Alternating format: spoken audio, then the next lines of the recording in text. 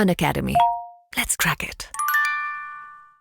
Sir अच्छा, जैसे अभी आजकल हम लोग देख रहे हैं कि YouTube पे बहुत सारे चैनल्स आ गए हैं जो कोई द हिंदू एनालिसिस चला रहा है, कोई कुछ चला रहा है, तो सर आपको लगता है कि इसमें कुछ योगदान दे रहे हैं वो बच्चों देखो के मेरे प्रिपरेशन को में? नहीं पता कि कौन क्या कर रहा है, लेकिन मैंने जैसा अभी आपको एक ये बात बोली कि पहले 3 महीने बेस बना लो, फिर न्यूज़पेपर पढ़ो, फिर कोई भी आप फॉलो करते हो, अगर किसी को भी फॉलो करते हो उसको सप्लीमेंट करो, नॉलेज के लिए सब्सटीट्यूट मत करो। ओके, तो मतलब देख लें वो आपका चॉइस। ओके आइडियली अगर आप न्यूज़पेपर पढ़ रहे हो और उसके बाद आपको न्यूज़पेपर में कमांड है तो मुझे नहीं लगता जरूरत भी होगी, बिल्कुल बट यदि आपको फिर भी वो एक फियर ऑफ मिसिंग आउट रहता है तो देखना है तो देखो, बट ये याद रखना कि वो एक सब्सटीट्यूट नहीं होना चाहिए। मैं हमेशा एक बात ये बोलता हूँ कि be aware of people who claim today that nothing will come beyond my notes. वो तो बिल्कुल सही बात है सर। Beware of such और अगर people. ऐसा है तो क्लास के सारे बच्चे टॉपर होने चाहिए ना, फिर सबके क्योंकि 300 प्लस हैं, Exactly. है ना? तो beware of such people. मतलब बिल्कुल सर। उन लोगों की मीठी बातों में मत फंसिएगा, क्योंकि वो जितना मीठा बोलेंगे ना उतना ही वो जहरीला डसेंगे आप। बिल्कुल सर, नुकसान अल्टीमेटली आपका ही आपका नुकसान होगा, आपका करियर खत्म होगा, तो beware of such people. तो ये सबसे महत्वपूर्ण चीज है। अच्छा सर, दूसरी जैसे हमारी 3 स्टेज होती हैं, प्रीलिम्स, मेंस और इंटरव्यू, तो सर अब बहुत लोगों को ये नहीं पता कि प्रीलिम्स और मेंस की स्टडी इंटीग्रेटेड होनी चाहिए या सेग्रीगेटेड होनी चाहिए। 4.5 पेज का जिसने सिलेबस पढ़ लिया और जिसने उसके बाद जनरल किताबें पढ़ ली, उसको ये दिक्कत नहीं आएगी समझने में कि प्रीलिम मेंस इंटीग्रेटेड है या अलग है।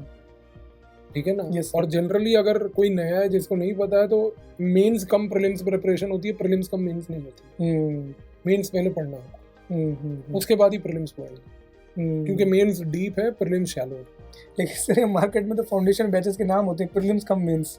मैंने आपको वही बोला ना कि वो होना चाहिए मेंस कम प्रीलिम्स। मेंस कम प्रीलिम्स थोड़ा सा कोर्स करेक्शन का रिक्वायरमेंट है। Yes sir.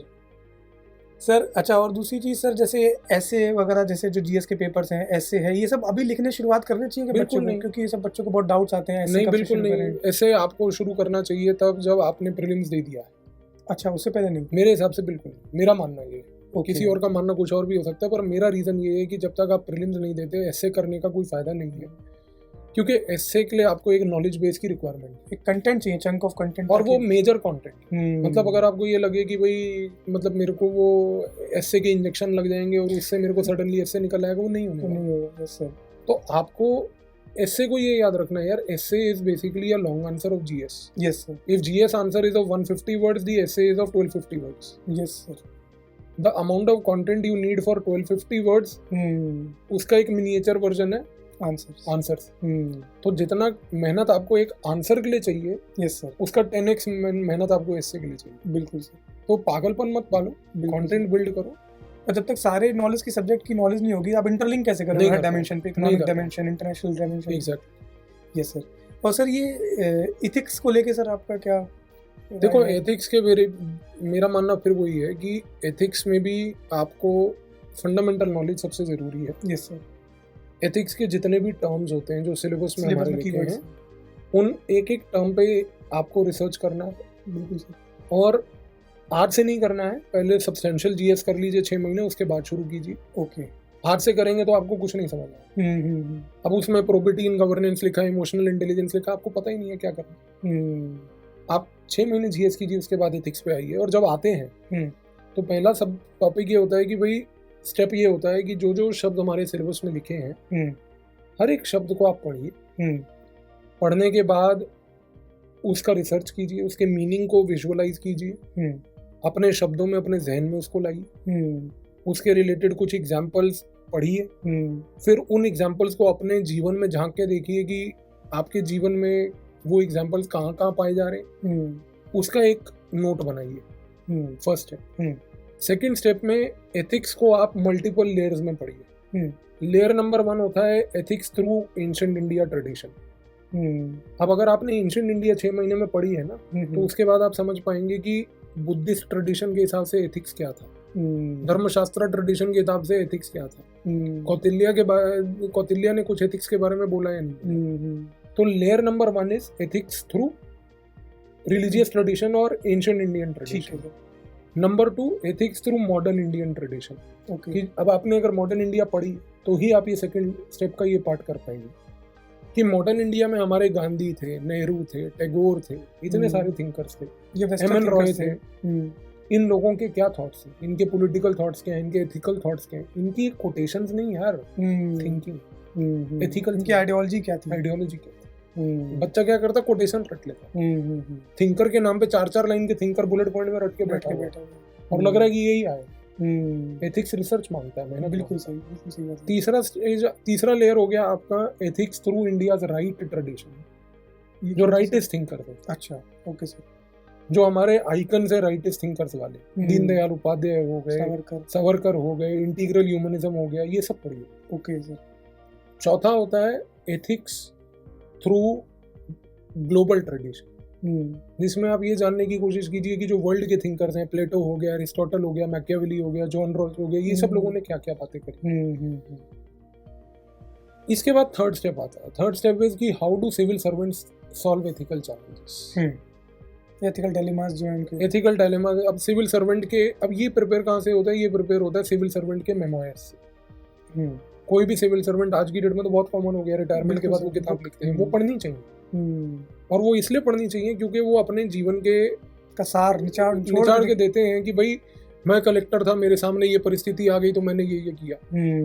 मैं कलेक्टर था, या मैं मान लीजिए पुलिस में था तो मैंने एसपी होने के टाइम पे मेरे सामने ऐसी ऐसी चीज हुई तो मैंने ये। ऐसा अशोक खेमका सर ने, हाँ, उनकी किताब है, मैं बहुत सारे मेमोयर्स।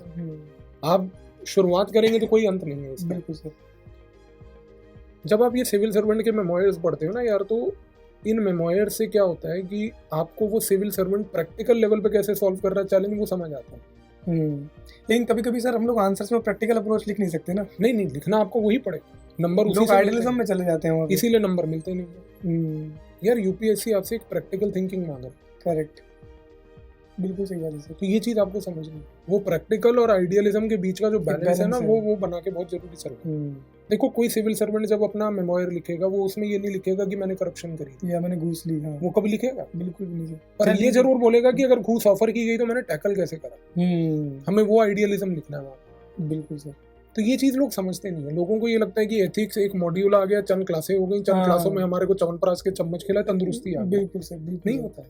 यूपीएससी का पूरा पर्पस ही फेल कर देते एथिक्स पेपर लाने का, कि एथिक्स क्यों लाया। देखो मेरा मानना क्या है, मैं पर्सनल अपना एक ओपिनियन दे रहा हूँ आपको। मेरा पर्सनल ओपिनियन ये होता है कि एथिक्स आप किसी को सिखा नहीं सकते। करेक्ट। एक तो आपका अपब्रिंगिंग जो है वो बहुत मैटर करता है, इनहेरेंट है आपके अंदर से इनहेरेंट है। आप एक एथिक्स की क्लास का जो रेलेवेंस है वो ये है कि आपके इनहेरेंट थिंकिंग को वो पॉलिश कर सकता है। बिल्कुल सर। आप देखो कि सोक्रेटिस एक बड़ा एंशिएंट थिंकर था। Yes sir. और उसने एक टाइम पे बड़ी इंटरेस्टिंग चीज की थी। उस समय पाइथागोरस एक थ्योरम होती थी, आप तो खैर जानते हो। उसने एक स्लेव बॉय को पकड़ के, जिसको कोई फॉर्मल एजुकेशन की नॉलेज नहीं थी, उससे पूरी पाइथागोरस थ्योरम डिड्यूस करवा दी, क्वेश्चनिंग कर करके। और पता है वो कैसे हुआ? क्योंकि उसने ये बात बोली कि पाइथागोरस थ्योरम के जो बेसिक्स है ना, जो फंडामेंटल्स है, वो हर एक आदमी के अंदर इनहेरेंट है। उसने सिर्फ पॉलिशिंग की है बस, और वो पाइथागोरस थ्योरम वो मुंह से निकालता नहीं। एथिक्स ये है, लोग ये नहीं समझते। बिल्कुल सही बात है सर। तो एथिक्स को आप पेशेंट तरीके से आराम से कीजिए, जल्दबाजी मत कीजिए। और सब मेरे को ऐसा भी लगता है कि जैसे लोग गांधी जी का एग्जांपल लिया, एपीजे अब्दुल कलाम, यार वो 4-5 एग्जांपल रट के चले जाते हैं। प्रॉब्लम पर्सनलाइज्ड एग्जांपल हो ज्यादा बेटर है। पर्सनलाइज्ड एग्जांपल हो, सिविल सर्वेंट के एग्जांपल्स हो, ये दोनों का ब्लेंड हो तो बहुत अच्छा है। अगर आप गांधी, नेहरू, टैगोर, एपीजे अब्दुल कलाम ये 4 लिख के चले जाएं और लिंकन क्योंकि वो पूछ लिया तो वो भी लिख के चले जाएं तो नहीं होगा। बिल्कुल सर। तो ये चीज बिल्कुल सर। सर अच्छा, जो लोग जैसे जॉब कर रहे हैं उनको 24 का एग्जाम देना है, तो सर उनको कैसे प्रिपरेशन करनी चाहिए, कितने घंटे, कैसे बैलेंस करें वो जॉब का और पढ़ाई को लेके? यार देखो उनको चैलेंज तो बहुत है। यस सर, वही। और ऑनेस्टली मैं तो ये कहूँगा कि जितना समय मिले उसको प्रायोरिटाइज करो। ओके। और जितनी हमने आज के पूरे वीडियो में डिस्कशन करी आपके साथ, यस सर, वो सारी चीज़ों को जितना समय मिल पाए लगाओ। पर आपके लिए टाइम टेबल वर्किंग वालों के लिए जनरली मैं कहता हूँ कि थोड़ा सा फ्लेक्सिबल रखना चाहिए। उनको हार्ड फास्ट रिजिड वो नहीं रखने चाहिए टाइमलाइंस, कि मतलब जो जनरल एक फुल डे वाला एस्पिरेंट अगर उसको कोई 25 दिन लग रहे हैं तो आप 40 दिन लेके ही चलो यार, आपको टाइम लगेगा। तो थोड़ा सा उनको ना फ्लेक्सिबल होना है और उनको जीवन का एक मिनट का प्रयोग करना है। पर उनके लिए मेरे पास एक सबसे महत्वपूर्ण सजेशन ये है, काम चोरी मत करना। Be honest to themselves, be honest to your preparation. काम चोरी मत करना कि करंट अफेयर का सब्स्टिट्यूट ढूंढ लिया, किसी फलाने सब्जेक्ट का सब्स्टिट्यूट ढूंढ लिया, कोई पर्चा ढूंढ लिया जिसमें नोट्स बने बनाए मिलते। यार मेहनत करना। लेकिन सर उनके लिए 2024 के लिए टाइम कम तो नहीं है? मतलब वो जॉब मुझे नहीं पता ना यार कि वो टाइम उसके पास कितना है जॉब के बाद। वो हर बंदे वेरी टू करता है हर बंदे पे। पर जो भी टाइम है, मेरा सिर्फ मानना ये है कि उस टाइम में काम चोरी ना करो। अगर करंट अफेयर के लिए मैं कह रहा हूँ कि अखबार पढ़ना है तो भाई अखबार पढ़ना है, उसका सब्स्टिट्यूट मत ढूंढ लेना। आप कोई करंट अफेयर के क्लास लेक्चर ऑनलाइन ऑफलाइन कहीं कर रहे हो, बहुत अच्छी बात है, पर सप्लीमेंट करने के लिए यूज करो। करेक्ट। आप सब्स्टिट्यूट मत करो। चाहे 1 के 2 दिन लग जाए, लेकिन अपने आप समझो चीजें, समझो बैठ के तसल्ली। दिमाग के घोड़े आपको दो। तो ये चीज है। Okay sir, thank you so much. Thank you. नमस्कार दोस्तों, आशा करता हूँ कि आप लोग सब बढ़िया हैं और आप लोगों की प्रिपरेशन अच्छी चल रही हैं। दोस्तों, जो विद्यार्थी 2024 या 25 के लिए तैयारी कर रहे हैं, उनके लिए अनअकैडमी लेके आया है एक बहुत ही यूनिक ऑफर, जिसमें आज की डेट में हम आपको 50% का डिस्काउंट दे रहे हैं।